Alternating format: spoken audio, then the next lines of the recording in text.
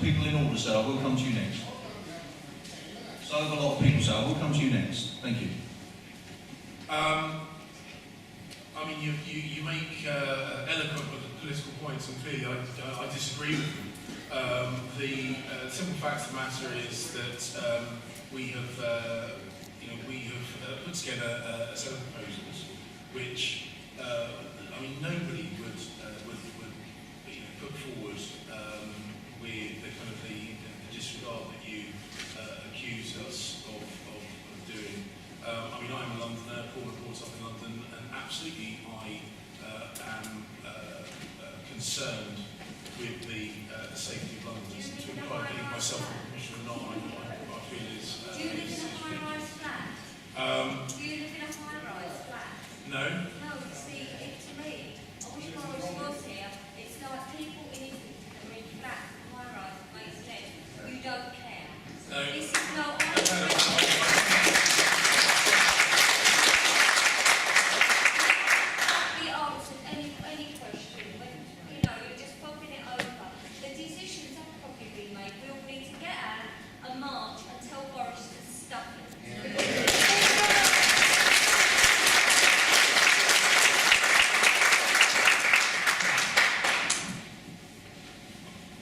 Okay, thank you. Mr. Dismore? I am coming to you, sir. They're just going to answer the first round. I think you might be interested in what I said. About the sales! Yeah, okay, just a couple of points. The point about Clerkenwell is this. First of all, we talked about the impact on lives. Well, I gave an indication earlier on of where it actually really happened in Plumstead. That fire in Plumstead. That's a real case where somebody would almost certainly died if these cuts had gone through the closure of Woolwich Fire Station. But Clerkenwell is important. I've got here, actually, the brief the Fire Brigade itself wrote for me for my visit to Clerkenwell Fire Station a couple of months ago. One thing that isn't in the brief, actually, is quite interesting. It's probably the oldest operational fire station in Europe, and probably the world, so it's historically important. But geographically, it's even more important because it's bang on a major crossroads, the Theobalds Road and Farring Road, which means you can get to all parts of North London and Central London pretty quickly compared to anywhere else. But what I really want to tell you about is what it actually says about the station. And it says, as we know, it's located in the most densely populated borough in the country. Then it goes on like this. The ground encompasses some very busy commuter routes, including both road and rail. There are also a range of different hospitals. There's a range of houses of multiple occupation, both purpose-built and within converted properties, high risk.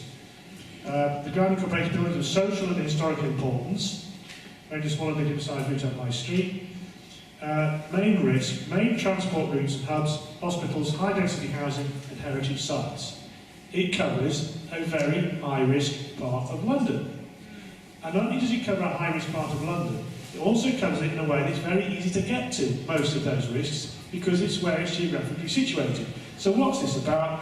Well, Clerkenwell Fire Station is 6 stories of primary estate with an underground car park. Yeah, that's great. Personally, it's not rocket science, is it?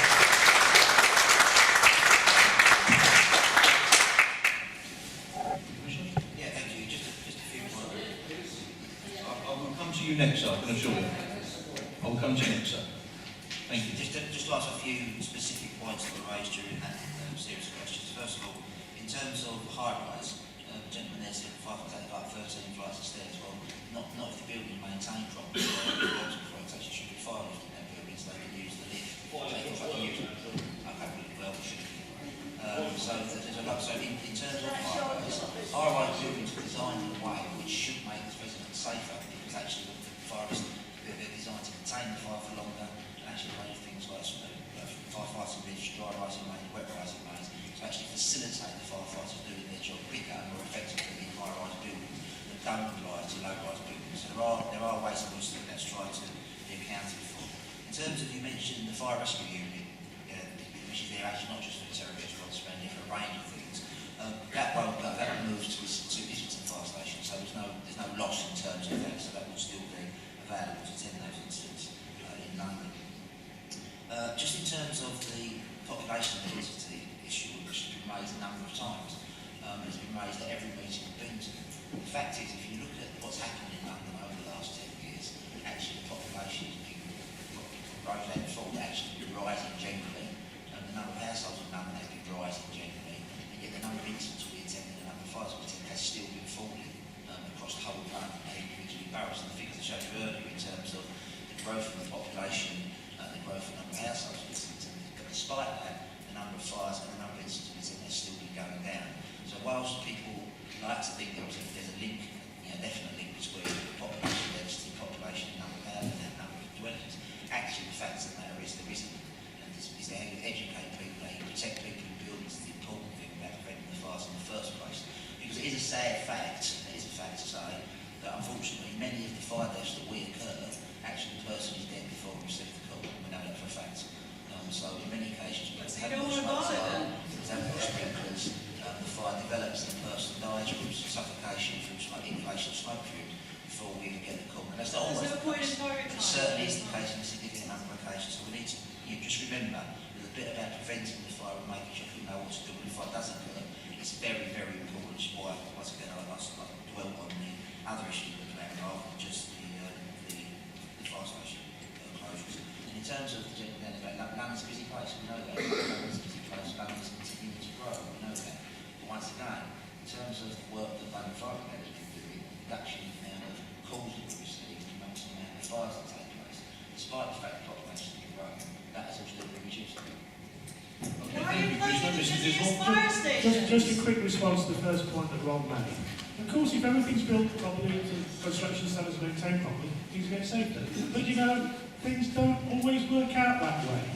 There is human error. Things don't work like they should do.